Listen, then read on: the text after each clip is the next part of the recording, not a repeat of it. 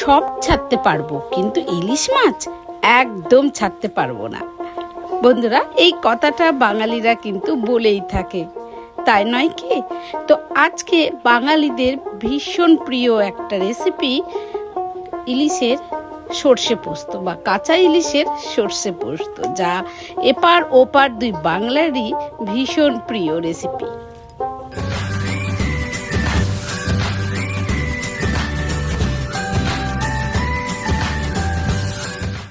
নমস্কার বন্ধুরা, আপনাদের সকলকে স্বাগত কুক অ্যান্ড ফুড চ্যানেলে। আজকে একটা বাঙালিদের ভীষণ লোভনীয় রেসিপির সাথে। তো আমি আজকে কাঁচা ইলিশের সর্ষে পোস্ত বানানোর জন্য প্রথমে এখানে 2 চামচ পোস্ত জলে ভিজিয়ে রাখলাম। আর আমি ব্যবহার করছি সর্ষে গুঁড়ো। আপনারা কিন্তু গোটা সর্ষেও ব্যবহার করতে পারেন। পোস্তটা যখন বাটবো তখন কিন্তু সর্ষের সাথে পোস্ত বেটে নেবেন। আর এদিকে আমি নিয়েছি 4 টুকরো ইলিশ মাছ, যেটা একদম ধুয়ে পরিষ্কার করে নিয়েছি। আর আজকে বানাবো কাঁচা ইলিশের সর্ষে পোস্ত। তো বন্ধুরা, এদিকে পোস্তটাও বেশ অনেকক্ষণ ধরে ভিজে রাখার পর আমার এই পোস্ত কাঁচা লঙ্কা দিয়ে বেটে নিলাম। বন্ধুরা, মাথায় রাখবেন যে পোস্ত যখন অল্প একটু বাটবেন, মানে পরিমাণটা যখন অল্প থাকবে, তখন কিন্তু অবশ্যই পোস্তটাকে জলে আগে থেকে ভিজিয়ে রাখবেন। দেখবেন তাতে মিক্সিতে খুব ভালোভাবেই পেস্ট হয়ে যাবে।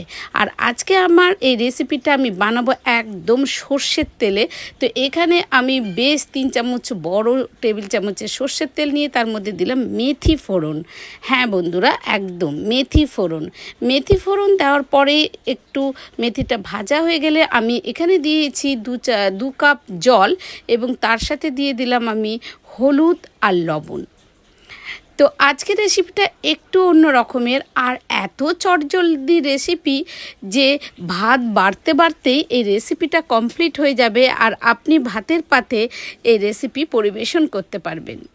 তো এরপরে আমি কাঁচা যে মাছ, ইলিশ মাছ, সেগুলো জলটা ফুটে উঠলেই দিয়ে দিলাম। তো সর্ষে ফোড়ন দিয়ে সর্ষে তেলে মেথি ফোড়ন দিয়ে এখানে 2 কাপ জল দিয়ে নুন হলুদ দিয়ে ভালো করে ঝোলটাকে ফুটিয়ে নিয়ে মাছটা দিয়ে দিলাম। যেহেতু কাঁচা মাছ, তাই মাছটাকে একটু সেদ্ধ করে নেব।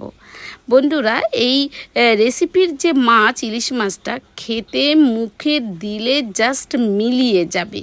কারণ আমি মাছগুলোকে আগে ঝোলের মধ্যে ভালো করে সেদ্ধ করে নিলাম। এরপরে আমি দিচ্ছি এর মধ্যে সবার প্রথমে সর্ষে গুঁড়োটা। বন্ধুরা, আমি যদি আগে থেকেই সর্ষে পোস্ত দিয়ে দিতাম আর তারপরে মাছগুলোকে দিয়ে সেদ্ধ করতাম, তাহলে কিন্তু সর্ষেটা একটু তেতো তেতো ভাব চলে আসতো। আর মাছগুলোও মানে সর্ষেটাকে বেশিক্ষণ ফোটাবো না এই ভেবে মাছগুলো খুব ভালো একটা সেদ্ধ হতো না। তাই আমি জলের মধ্যে মাছগুলোকে ভালো করে নুন হলুদ দিয়ে সেদ্ধ করে নিলাম। এরপরে আমি এখানে দিয়ে দিলাম পোস্ত বাটা। পোস্তর মধ্যেই কিন্তু ছিল লঙ্কা, সর্ষে, পোস্ত বাটা এবং লঙ্কা বাটা দিয়ে দিলাম। বেশ কিছুক্ষণ ফুটে উঠলেই আমি এখানে এর মধ্যে দিয়ে দিচ্ছি কাঁচা লঙ্কা। বন্ধুরা, নিঃশ্বাস ফেলতে ফেলতেই হয়ে যাবে এই রেসিপিটা। আর ওই যে বললাম, ভাত বাড়তে বাড়তে রেডি এই রেসিপি। না আপনার মাছ ভাজার ঝামেলা আছে, আর না কোনো সেইভাবে মশলাপাতির ঝামেলা আছে। তো আমার কিন্তু মোটামুটি রেডি হয়েই পড়েছে এই কাঁচা ইলিশের সর্ষে পোস্ত।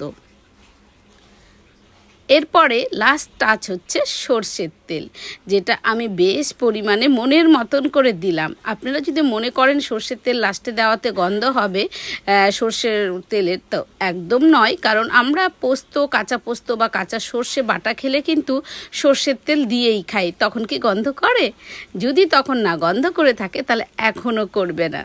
তো চলুন বন্ধুরা, আমার একদম রেডি হয়ে গেল কাঁচা ইলিশের সর্ষে পোস্ত। আর ওই যে বললাম, ভাত বাড়তে বাড়তেই রেডি হয়ে যাবে এই রেসিপিটা। না কোনো মশলার ঝামেলা, না মাছ ভাজার ঝামেলা। তো এই বর্ষায় এই ইলিশ মাছ নিয়ে এসে ঝটপট এই রেসিপিটা তৈরি করে নিন। আর চলুন আমি আমার মেয়ের জন্য পরিবেশন করে ফেলি এই রেসিপিটা। বন্ধুরা, আমার এই রেসিপিগুলো যদি আপনাদের ভালো লেগে থাকে তাহলে অবশ্যই আমার চ্যানেলটিকে সাবস্ক্রাইব করে আমার পাশে থাকবেন, যাতে আমি এগিয়ে যেতে পারি। কারণ আপনাদের ভালোবাসা ছাড়া আমি এক পাও এগোতে পারবো না। আর যদি খুব ভালো লাগে তাহলে লাইক, কমেন্ট, শেয়ার করবেন, অবশ্যই শেয়ার করবেন। তো আজকের মতন টাটা, এখানেই